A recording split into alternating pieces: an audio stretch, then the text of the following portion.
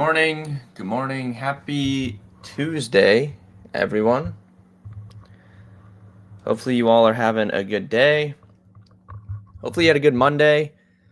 It was a great Monday for us and for anyone that watched the stream yesterday because we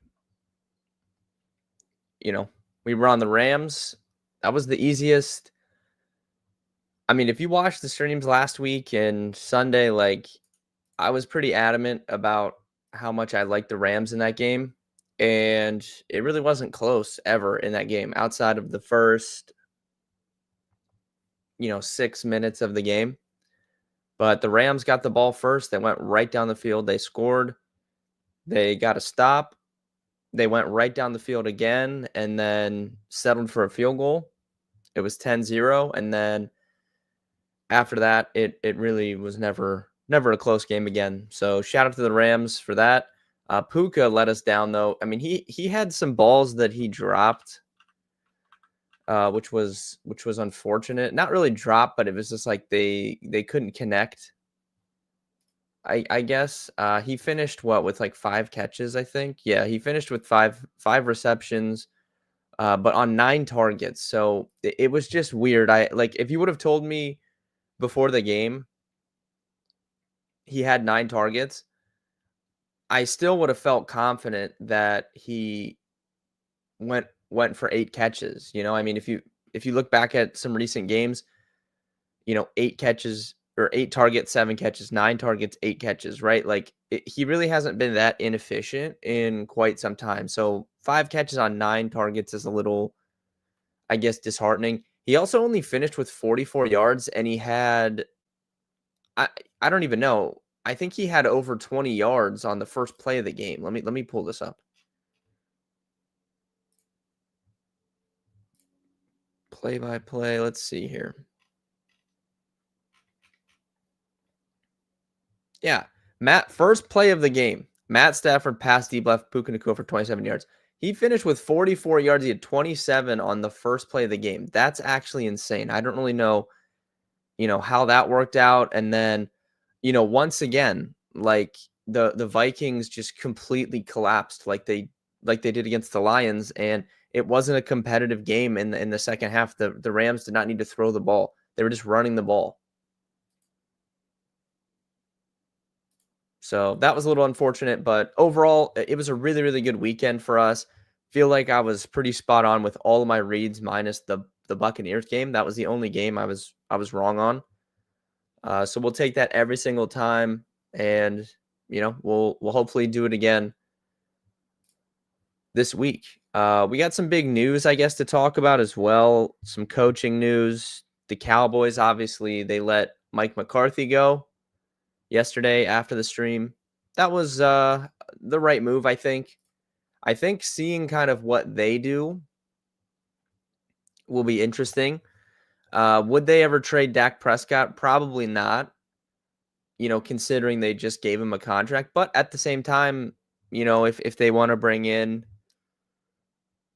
a different coach, maybe he doesn't want Dak Prescott. So I don't know. I guess we'll kind of have to think about that. There was some kind of rumors that maybe they'd be interested in Deion Sanders, and Deion Sanders had a conversation with Jerry Jones. Deion himself came out and said, as fun as it would be, I love being here at Colorado. He kind of has to say that, so I don't really know how much I read into that angle of the storyline, but to be quite honest with you, I don't really see why Deion Sanders would go to the Cowboys unless they got Shedeur Sanders at quarterback, right?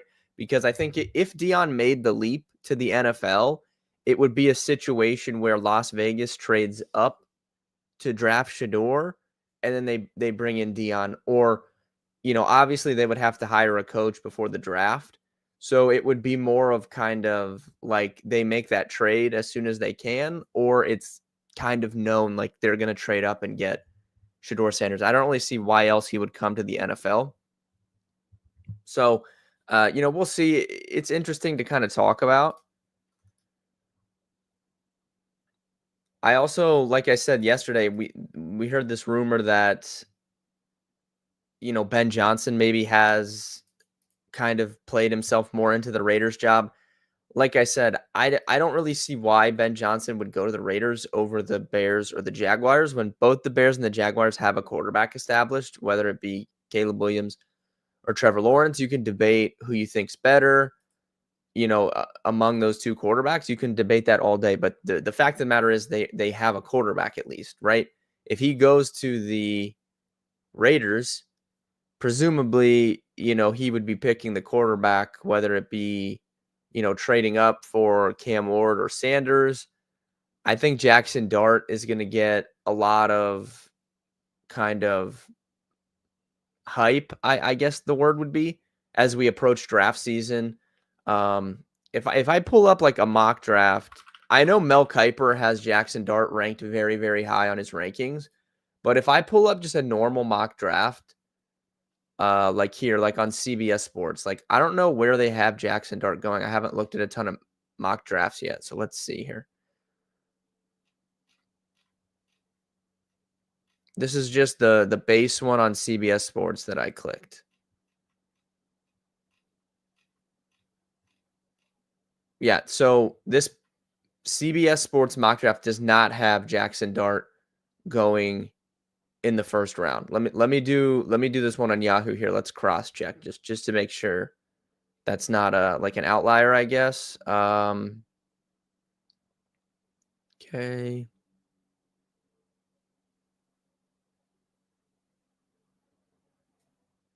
Genty to the Cowboys is at 12 is going to be like in everyone's mock draft. Yeah, I don't see him going in the first round. This one here too. So, yeah. So both, even though Mel Kiper has Jackson Dart ranked really high on his draft board or whatever it's called, right now it's not really. It doesn't seem like Jackson Dart is regarded as a first round pick. I think by the time we get to the draft, Jackson Dart will be a first round pick. Now, whether he's a top 10 pick or not, I don't know. But I do think Jackson Dart will be a first round pick.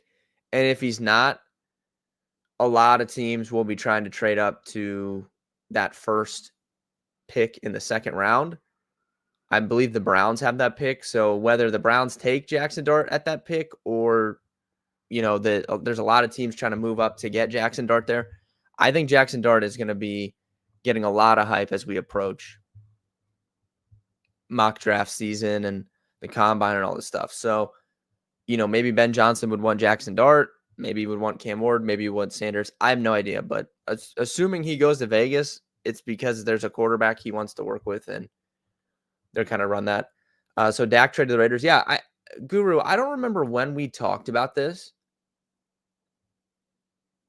I don't know if I was on a stream or if I was on a podcast with Steve or what, but there was a video. I was on a video at some point this football season, and I said, what I kind of brought that exact situation up. Like maybe the Cowboys trade Dak Prescott to the Raiders for a high pick. But the problem with that is the Raiders and Antonio Pierce, they won a game at the end of the season. So they have the 6th pick. I don't know if Shedeur Sanders is going to be there at the 6th pick. That complicates things. If the Raiders had like the 2nd pick, maybe. I don't really see how Shedeur makes it to 6, but again, we're really, really early in this process. So, maybe that's a thing. I'm also very curious about the Titans. Like, I saw somebody floated out like the Titans would be interested in Dak Prescott. I don't really see that. I don't understand why. Like if you're rebuilding, why would you want to take on a quarterback? That doesn't really make much sense. The whole idea of a rebuild is to get a cheap quarterback. So I don't know. I don't know. But I mean, I'm assuming the Titans, I guess they'll just take Cam Ward. I don't think I have draft odds up to see like who's the favorite. Let me see. Yeah, I don't see that on my book here. But I would guess they just take Cam Ward, and then I don't think the Browns are going to take Shedeur Sanders personally from being boots on the ground here. I don't know. I'm not saying they're not going to take a quarterback, but I don't think they're going to take Shedeur Sanders at 2. I think it's more likely they trade down and take someone like Jackson Dart, who I was just mentioning, maybe. But I could be wrong. Like I said, it's only January. We're very early in this process, but that's kind of how I see things shaking out. We'll definitely have a lot of mock draft content coming out as we kind of approach that. But I don't know what the Cowboys are doing. Some team is going to be dumb enough to hire Mike McCarthy. I can tell you that right now, whether it be the Saints or the Bears. If it's the Bears, I feel bad for Caleb Williams. The guy never had a chance. And if the Bears hire Mike McCarthy, there's a very real chance that in 3 years, Caleb Williams is regarded as just like a massive draft bust because the guy he has no chance of success, unfortunately. So yeah, the people will look back and say, how could they take Caleb Williams over Jaden Daniels? Dude, are you honestly going to sit there and tell me that Jaden Daniels would have been, and look, Jaden Daniels was amazing. That was one of the best. Jaden Daniels is in the midst of one of the best rookie quarterback seasons we've ever seen in the NFL. Do you think he would have had the same success in Chicago as he did in Washington? It's a hypothetical situation, but I would say probably not, So I feel bad for Caleb Williams. I'm not even like a huge Caleb Williams fan, but if they hire Mark McCarthy, I just feel bad for the guy. He doesn't really have a chance of success. And if he goes to the Saints, I mean, if Mike McCarthy goes to the Saints are stuck. Like, since the Saints lost Drew Brees, even since they had Drew Brees, like, because his last, 2 seasons, he really couldn't throw the ball. I mean, if we look at Drew Brees' stats, he really couldn't throw the ball like his last 2 years. So, obviously, we know Drew Brees, Hall of Famer, Super Bowl champion, record holder in the NFL for a while, like, truly one of the best quarterbacks we've ever seen. During his heyday here in New Orleans, I mean, look at some of these years, right? Like 5,100 passing yards, 47, 55, 52, 52, 5K, 49, 52. That's from like 2008 till 2016, like 8 years of just monster passing numbers. Look at his last 2 years. 2017, he went down to 44. Then he went down to 39. And then his last 2 years, he only played 12 and 11 games, but he's down below 3,000 passing yards. If you look at the yards per attempt, right, during his heyday, he had 8, 8.5, 8.3, 8.2, 8. Like, these are some of his yards per attempt numbers. Last 2 years, they were down to like 7.5. He just really couldn't throw the ball. So the Saints are kind of stuck in this perpetual purgatory, I feel like, since they lost Drew Brees. And I don't really think they know what to do because they brought in Derek Carr. Hasn't really worked out. This year, it kind of looked like, maybe they were going to make a run at the division, but they got too hurt. It wasn't possible, right? Offensive line in absolute shambles. Chris Olave is out for the majority of the season. Rashid Shaheed's out for the majority of the season. They're playing with Derek Carr, and then Derek Carr goes down. It's completely over. But, even before Derek Carr went down, he's throwing to Bub Means and, Kevin Austin, like, in tight ends. Like, they have no playmakers after Olave and Shaheed. It's just Derek Carr and Alvin Kamara just, like, trying to do something. So they've kind of been stuck in this purgatory. And if they hire Mike McCarthy, it's just going to be the Saints just have no chance of winning anything. I don't really know what the Saints' plan is. They're kind of stuck in that middle. Like, you just have to pick a side, right? We're going to go all in and try and win right here. Or look, we got to trade some guys. We got to establish a 5-year plan and we got to stick with it. Now, when they just moved on from Dennis Allen, right? So they're kind of like in that situation, but like, I'm on the belief, like,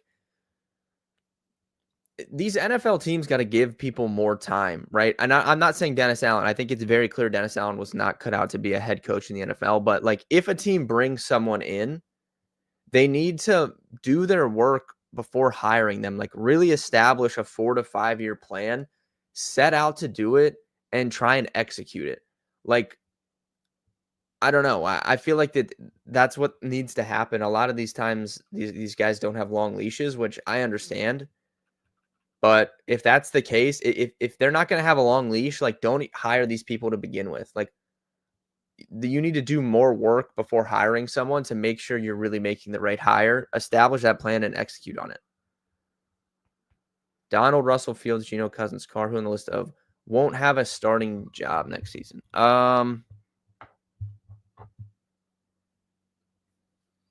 Fields, I don't think Fields will have a starting job next year. Russell Wilson remains to be seen. Geno Smith, I do think Geno Smith will still be the quarterback for the Seahawks. Kirk Cousins, I do think will get picked up by a team. Whether or not he starts, I don't know. But I think he's most likely to get picked up. Carr, I don't know yet.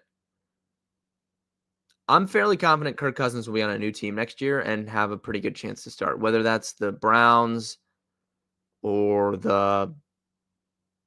I don't know. I guess we need to see like kind of what moves these teams are making, but yeah.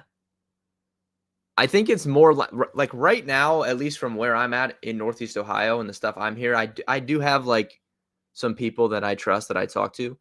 It sounds like the Browns are leaning more likely to trade down from 2 and draft someone and then roll with like a Kirk Cousins for next season.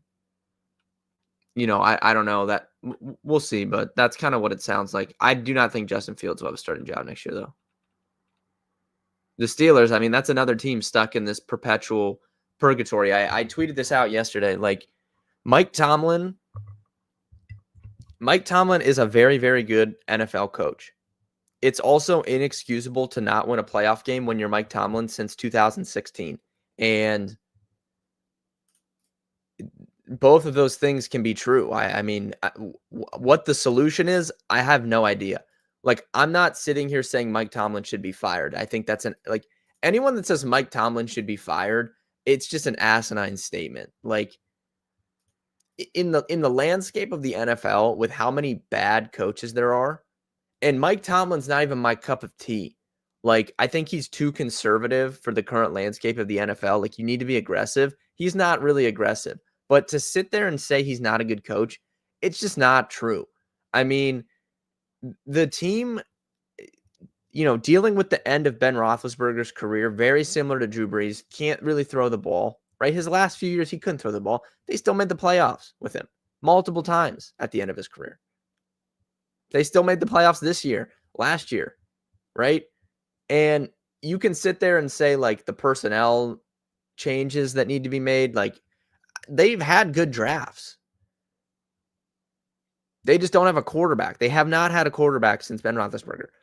Are we really going to punish someone for dragging the likes of like Kenny Pickett, Mitch Trubisky, Russell Wilson? Like, Russell Wilson was dead in the water when he went to Denver. Like, people were like, oh, he's going to be done. He's going to retire. He comes to Pittsburgh. They go to the playoffs. Now, they don't have any chance of winning a Super Bowl. I completely agree with that. So, like I said, they're stuck in this middle tier. They're good enough to make the playoffs, but they have no chance of winning a Super Bowl. What's the solution? I have no idea. I don't get paid to make those decisions. But for someone to sit on their couch and say Mike Tomlin should be fired, it's just an asinine statement. Like, it just makes no sense. Like, the guy clearly can get the most out of his team. It's just maybe he needs a change of scenery. I would listen to that argument. But to act like the Steelers need to fire him, it just doesn't make any sense to me. Like, I'm not saying I would enjoy being a Steelers fan and going to the playoffs every year and just getting smoked, right? Perpetually winning 8, 9, 10 games, making the playoffs and losing in the first round. Yeah, that's not a fun experience as a fan, but I don't really think you can sit there and make a comfortable argument as to what Mike Tomlin's done to deserve to get fired. But then, like I said, it is inexcusable to not win a playoff game since 2016 when you go every single year and you're one of the storied franchises in the NFL. Like the Steelers are, or, they'll talk about 6 championships, all that stuff. Truly a storied franchise in the NFL, and they're like an afterthought right now. Like no one coming into the season or in the middle of the season thinks they have any chance to win anything. It's kind of sad. And I don't even like the Steelers. I hate the Steelers, to be quite honest with you, but it is kind of sad. But it's similar. It's similar to like the Yankees. Like the NFL is better when the Steelers are good, right? It's fun to have these like big Steelers games. They're always on primetime Sunday night. Like, growing up, that's what I got to watch, right? Like the Steelers against the Peyton Manning Colts or the Tom Brady Patriots, whatever. Like that was fun, like growing up, even though I don't like that team. But I mean, I'll be honest, like really since they got smoked by Blake Bortles in the playoffs, like they have lost a ton of aura. And I know they had success in seasons after that because they still had, Antonio Brown and stuff, but that was like the turning point. Like they got bopped by the Jags in that playoff game, and that was like right around the time that I was starting to do content, and they just have lost their aura ever since then.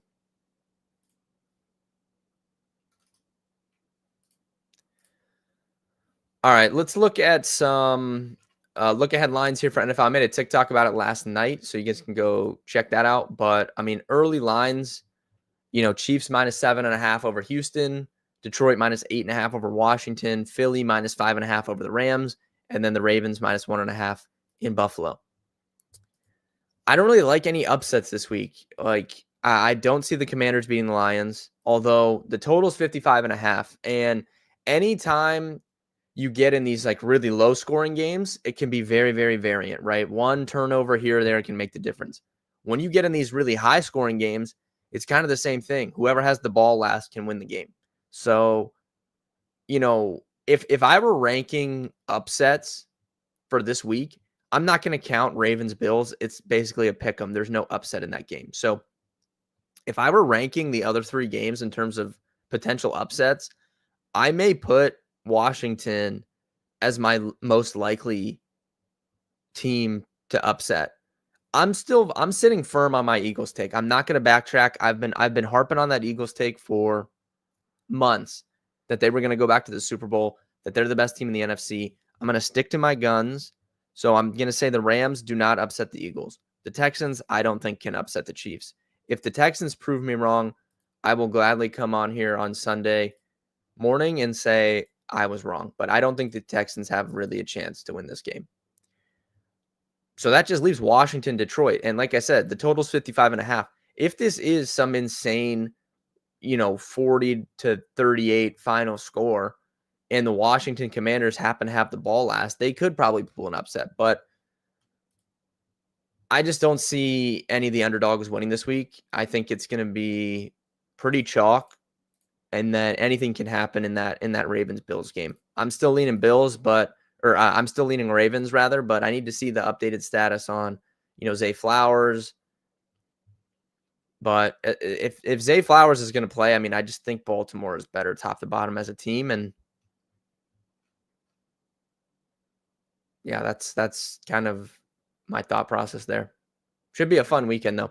And also for anyone watching, stream. I'm probably not going to stream Friday, and then I will stream Saturday and Sunday. Obviously, I always stream Sunday, but since there's 2 football games Saturday, I might not stream Friday and then stream Saturday and Sunday. So just be on the lookout for that. I'll update you guys more as the week goes on.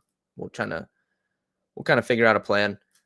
Looking ahead at NBA tonight, there's some props that I'm interested in here before I get out of here. I'm interested in the Cavs against the Pacers. The Pacers just beat the Cavs recently, a couple games ago, and now Tyrese Halliburton's not going to play in this game. It opened at Cavs -6. It has moved to Cavs -8 with that news that Halliburton's doubtful. It's in Indiana, but I don't really care about that. I think you could look at the over or the Cavs, the cover. Cavs first half full time. I think the Cavs win this game pretty easily. So I do like them tonight. I also like some props. Zach LaVine, good spot here against the New Orleans Pelicans. Should be a close game too. Bulls -1.5 at home. So I kind of like his rebounding number. It's at 4.5. So you can take the over 4.5 at like minus 125. I'm a little interested in. If you wanted to instead of taking just the rebounds, you could do rebounds plus assists. But that was at 8.5. Now it's 9.5. So I'd probably pass on that. So yeah, still like the rebounds line. Or if you wanted to do, points plus rebounds, that's at 32.5. You could do that. His points line for the game's at 27.5. So yeah, if you wanted to do rebounds or points plus rebounds, I think Zach LaVine is in a pretty good spot tonight in what should be a good game against the Pelicans. I also like Kelly Oubre tonight against Oklahoma City and Tyrese Maxey. No Joel Embiid for the Thunder. It's a massive spread, though, 11.5 points. I try not to worry about blowouts when, going handicapping games, but, the end of the day, it is a factor for, the NBA. Like, it just is. I like Kelly Oubre points. His line's at 13.5. I think you could take the over there. And if I was going to do Maxey, I'd probably do the points plus rebounds for Maxey as well. That's at 28.5. I think he could score 27 points, 28 points. He just needs a rebound to go over that. So, yeah. Tyrese Maxey and Kelly Oubre in that game I'm interested in. And then I really like Zach LaVine tonight for some props as well. Russell Westbrook's kind of been cooking as well. I know Jokic has been not banged up, but sick. But I mean, Russ's points props at 14.5. That's a little high for me. Maybe you could do, a double-double for him's plus 280. That might be worth a sprinkle. But he's been playing really good recently, so.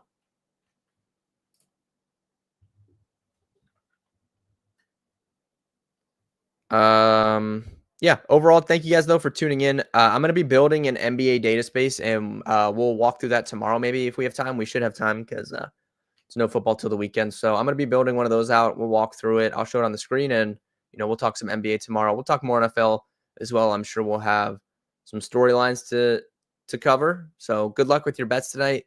Thank you guys for tuning in. Make sure you go subscribe to the YouTube channel, Rolling Insights, over on YouTube.